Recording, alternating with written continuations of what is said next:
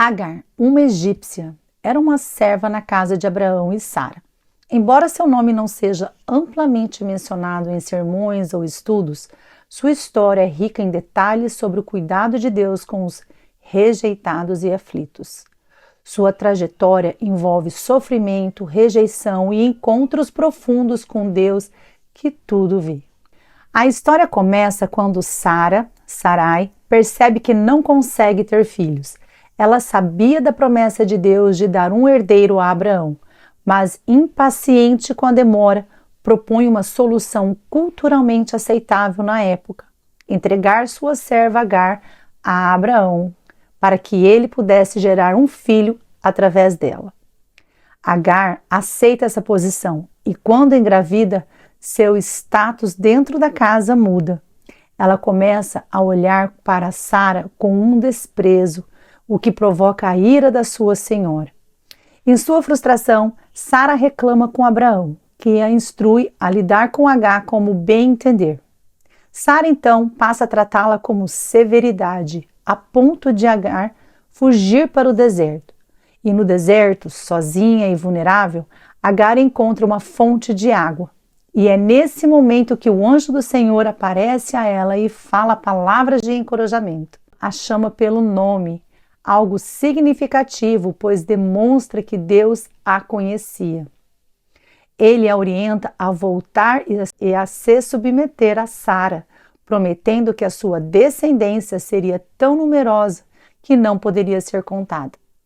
O anjo também diz que o filho que ela está carregando se chamará Ismael, que significa Deus ouve, pois Deus ouviu a sua aflição. Após essa experiência transformadora, Agar faz algo notável. Ela dá a Deus um nome. Ela o chama de El-Roi, que significa Tu és o Deus que me vê. Esse é o único caso registrado na Bíblia em que alguém dá um nome a Deus. Reconfortada pela certeza de que Deus a vê e se importa, Agar retorna à casa de Sara e Abraão. Anos após, Sara finalmente dá à luz a Isaac, o filho prometido de Deus para Abraão. Durante uma celebração de desmame de Isaac, Sara percebe que Ismael, agora um adolescente, está zombando de Isaac. Sentindo que Ismael poderia ser uma ameaça ao futuro de seu filho, Sara exige que Abraão expulse Agar e Ismael. Abraão fica angustiado, mas Deus lhe diz para atender ao pedido de Sara, assegurando que ele cuidaria de Ismael e faria dele uma grande nação. Assim, Agar e Ismael são enviados embora com uma pequena provisão de pão e água. No deserto de Berseba, a provisão acaba. Desesperada, Agar coloca Ismael sob um arbusto e se afasta para não vê-lo morrer. Sentada à distância, ela começa a chorar amargamente. Mas Deus, fiel à sua promessa, intervém novamente. O anjo de Deus chama Agar do céu e pergunta: "O que há com você, Agar? Não tenha medo, pois Deus ouviu o choro do menino onde ele está." Deus abre os olhos de Agar e ela vê um poço de água. Ela dá água a Ismael e recupera as forças para continuar. A narrativa termina com a afirmação de que Deus esteve com Ismael enquanto ele crescia. Ele se tornou um hábil arqueiro e viveu no deserto de Parã. E Agar providenciou-lhe uma esposa do Egito. Agar é uma figura extraordinária em sua simplicidade e sofrimento. Como serva egípcia, ela não tinha controle sobre sua vida.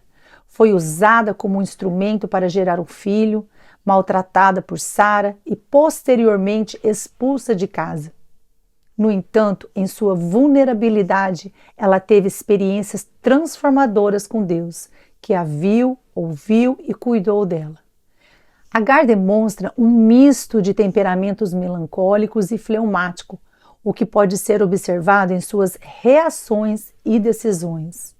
Primeiro, o melancólico, que é sensível e introspectiva, como evidenciado em seu sofrimento silencioso no deserto, a profunda e reflexiva ao ponto de nomear Deus como El-Roi, mostrando sua capacidade de reconhecer o cuidado divino mesmo em meio à dor. E o segundo é o fleumático, resiliente, paciente. Ela obedeceu às instruções do anjo e voltou à casa de Sara, mesmo sabendo que enfrentaria mais dificuldades. Tranquila diante das adversidades, sem demonstrar atitudes impulsivas ou até vingativas. Podemos tirar 5 lições da história de Agar. A primeira, Deus vê os invisíveis. Agar era uma serva, uma estrangeira, uma mulher rejeitada, mas Deus a viu. Sua história nos lembra que ninguém é insignificante aos olhos de Deus. E o número 2, Deus ouve o clamor dos aflitos. O nome de Ismael, que significa Deus ouve, reflete a realidade de que Deus está atento às orações de quem sofre. Número 3, há propósito nos desertos da vida, tanto no deserto da fuga quanto na da rejeição. Agar teve encontros marcantes com Deus. Os momentos de solidão e dificuldade podem ser oportunidades para experimentar o cuidado divino de forma mais profunda. Número 4, Deus cumpre suas promessas.